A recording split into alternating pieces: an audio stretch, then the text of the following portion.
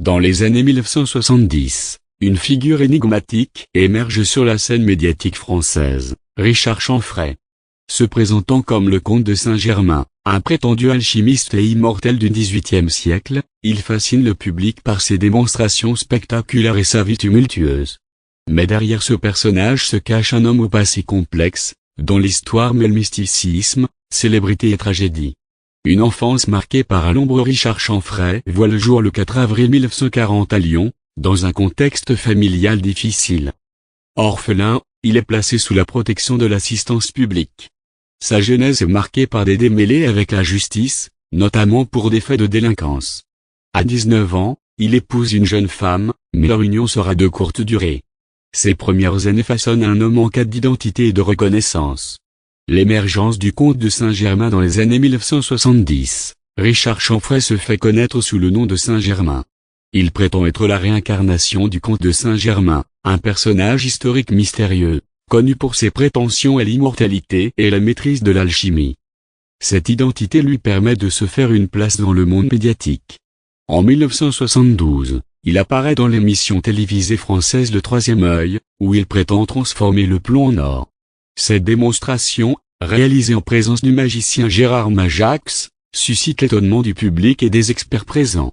Il affirme être âgé de 17 000 ans et évoque des vies antérieures, renforçant ainsi son image de mystique. Une liaison avec Dalida. En 1972, Richard Chanfray rencontre la chanteuse Dalida, alors en proie à une profonde dépression suite à des événements personnels tragiques. Leurs chemins se croisent grâce à Pascal Sevran, qui les présente.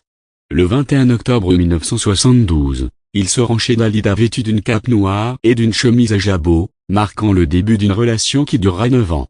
Il devient son compagnon, secrétaire et chauffeur. Durant cette période, Richard Chanfray alimente les chroniques mondaines et tente une carrière musicale.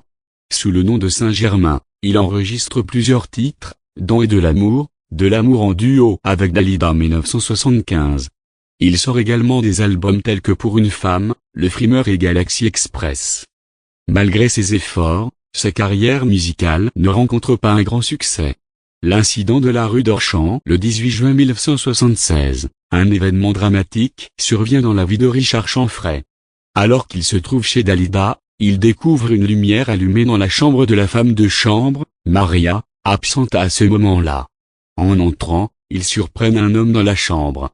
Richard Chanfray, pensant à une intrusion, tire sur l'individu, le blessant grièvement. L'incident fait la une des journaux et ternit l'image du couple. Bien que la victime ait été un ami de la femme de chambre, l'affaire judiciaire qui s'ensuit affecte profondément la relation entre Richard Chanfray et Dalida.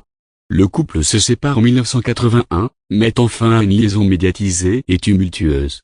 Une fin tragique le 20 juillet 1983, Richard Chanfray est retrouvé sans vie dans une voiture à Ramatuelle, près de Saint-Tropez, en compagnie de sa nouvelle compagne, Paul Allos. Les deux sont décédés par asphyxie, vraisemblablement après avoir inhalé les gaz d'échappement raccordés à l'habitacle, après avoir ingéré des barbituriques. Le couple traversait des difficultés financières liées à des spéculations immobilières et à des problèmes judiciaires.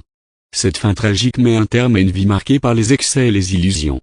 Héritage et postérité. Richard Chanfray laisse derrière lui une image complexe, celle d'un homme qui a su manipuler les codes de la célébrité et du mysticisme pour se forger une identité.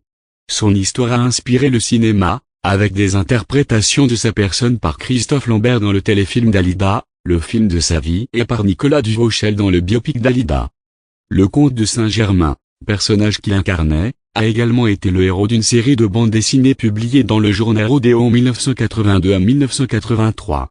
Conclusion. Richard Chanfray, alias le comte de Saint-Germain, demeure une figure énigmatique de l'histoire médiatique française. Entre mystification, célébrité et tragédie, son parcours illustre les dérives possibles de la quête de reconnaissance et de l'illusion de l'immortalité. Son histoire soulève des questions sur la frontière entre réalité et fiction, et sur les limites de l'ambition humaine.